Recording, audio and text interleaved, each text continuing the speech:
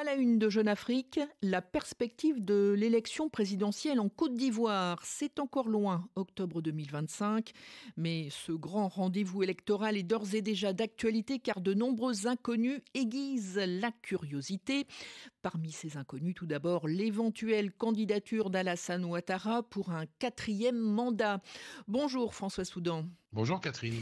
Bien difficile pour le moment de savoir si le président sortant se présentera ou non.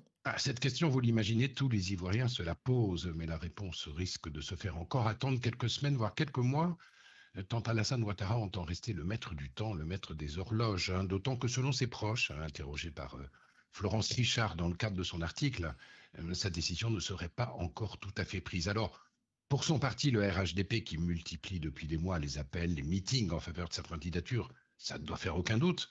Mais Ouattara se trouve face à une sorte de dilemme, Catherine. Il a 82 ans, le souhait qu'il avait émis en 2020 de céder la place à une autre génération, projet auquel il avait dû renoncer suite au décès de son successeur adoubé, Gon Coulibaly. Ce souhait tient toujours en principe, sauf que cette fois-ci, aucun dauphin potentiel ne s'impose sans contestation, qu'il s'agisse du vice-président Mélié Koné, de l'ancien Premier ministre Hachi, de l'actuel titulaire du poste Begré Mambé, voire de son frère cadet et ministre de la Défense Téné Birahima Ouattara. Alors d'un côté, il y a le souci de ne pas faire le mandat de trop, de l'autre celui de ne pas faire perdre son camp et de maintenir la stabilité de la deuxième économie d'Afrique de l'Ouest dans un contexte régional, politique, sécuritaire tendu. Ouattara va donc devoir trancher.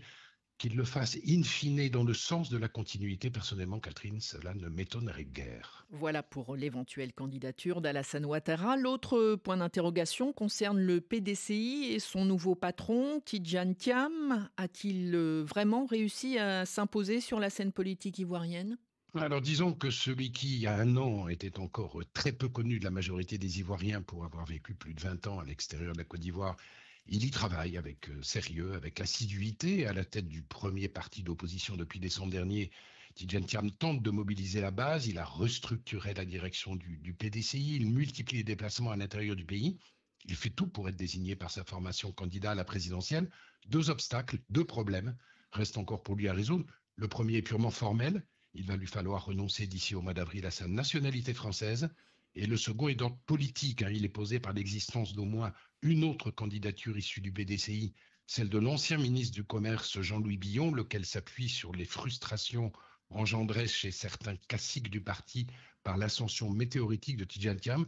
Jusqu'ici, les médiations entre ces deux personnalités n'ont pas fonctionné, Catherine. Enfin, François Soudan, il y a la gauche, plutôt mal en point. Sa figure de proue est l'ancien président Laurent Gbagbo. Mais une question s'impose, parviendra-t-elle à se retrouver autour d'un candidat commun ? C'est là toute la question, un candidat unique étant la condition sine qua non pour cette famille politique si elle veut avoir une chance d'exister au second tour de la présidentielle. Tout le monde est donc d'accord sur le principe, mais cette famille, elle n'est pas unie. Il y a encore beaucoup de ressentiments, de brouilles, de querelles d'ego. Pour l'instant, 3 candidats ont été investis par leurs partis respectifs. Pascal Afine-Guessant, le nouveau patron du FPI, Simone Aïvé Gbagbo, l'ex-épouse de Laurent Gbagbo et Laurent Gbagbo lui-même, plus un 4e, Charles Blé Goudé, qui a fait connaître son intention de s'y présenter.